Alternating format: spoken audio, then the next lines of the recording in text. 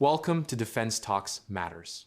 Today's update focuses on two developing stories, both extremely important for Pakistan's defense ecosystem. Pakistan's growing push toward indigenous jet engine capability and the recent crash of India's Tejas fighter during its display at the Dubai Air Show, a crash that has now triggered a full-blown blame game inside India. First of all, if you haven't subscribed yet, please hit the subscribe button and support the channel. Let's start with the major development involving Pakistan Air Force. In a newly released PAF promo video, a detailed animation of a turbofan jet engine was shown, and this wasn't random. This was an intentional signal. PAF has now begun the early steps toward acquiring or co-developing a homegrown engine for future combat aircraft, including the PFX program. For years, Pakistan successfully developed turbojet engines for cruise missiles, and even signed an agreement with Brazil recently for supplying indigenous engines for their systems. But a turbofan engine is a different challenge altogether. Jet engines require high-temperature alloys, precision metallurgy, single crystal turbine blades, and advanced manufacturing setups that Pakistan does not yet possess at scale. That's why this hint appears to align with a collaborative model, most likely with China. A logical roadmap here is hybrid development.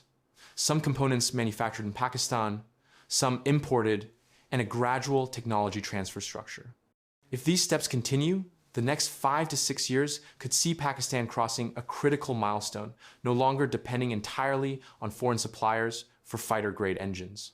For PFX and beyond, this changes everything. Now, shifting to the second major story, the Tejas crash on 21 November. We already covered this incident in yesterday's video when only early clips were available. But now clearer footage has surfaced, and the narrative inside India has become even more chaotic. Some Indian defense accounts are trying to shift the blame toward the American GE 404 engine. Others are calling it a US conspiracy, and some are even blaming the UAE Air Show organizers. Basically, everyone except themselves. But let's focus on what the new footage actually shows. During the aerobatic sequence, Tejas enters a loop-style maneuver at an extremely tight, low altitude. This kind of maneuver demands perfect energy management. But as the aircraft rolls out and begins its descent, it loses altitude far too quickly.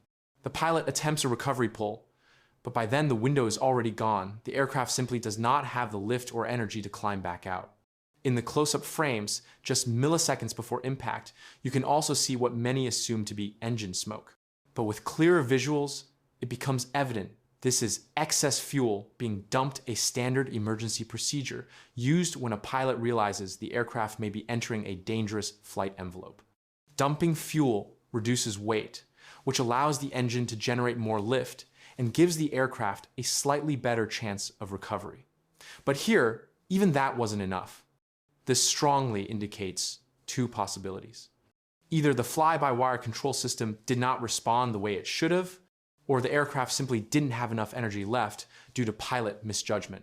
A pure engine failure is unlikely. If a GE 404 had catastrophically failed, the aircraft would have shown flame-out symptoms much earlier in the maneuver. Instead, Tejas continues to respond, but sluggishly suggesting the pilot miscalculated the recovery point or entered the loop with insufficient entry energy. International analysts reviewing the slow-motion clips have already pointed out that Tejas's maneuver was flown dangerously low for its thrust-to-weight class.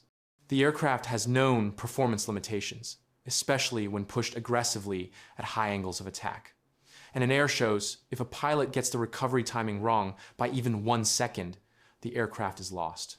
Unfortunately, that is exactly what appears to have happened. And yet, instead of accepting this, several Indian military-linked accounts are trying to frame the crash as an American engine problem. This fits a pattern. Whenever something goes wrong, the blame is pushed onto someone else. Pakistan, the US, China, Bangladesh, anyone.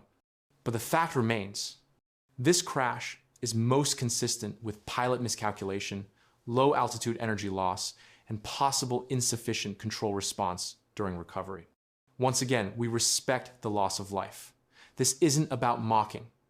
A pilot died performing a demanding display routine, and that deserves respect. But professionally, as defense analysts, we must go by evidence, not emotional propaganda. For now, both stories, Pakistan's turbofan engine ambitions and the Tejas crash, remain developing. And we will continue updating as more credible information emerges. And before we close, one more angle has entered this discussion, the reaction inside India's own media landscape. Arnab Goswami has already gone live. Before we wrap up, one more thing needs to be addressed. As expected, the noise from Indian media has already started, and Arnab Goswami is leading the charge.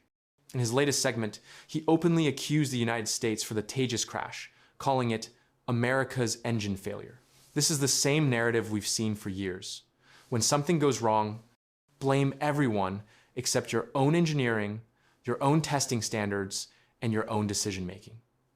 Yesterday it was Pakistan, today it is the US, and tomorrow it will be someone else.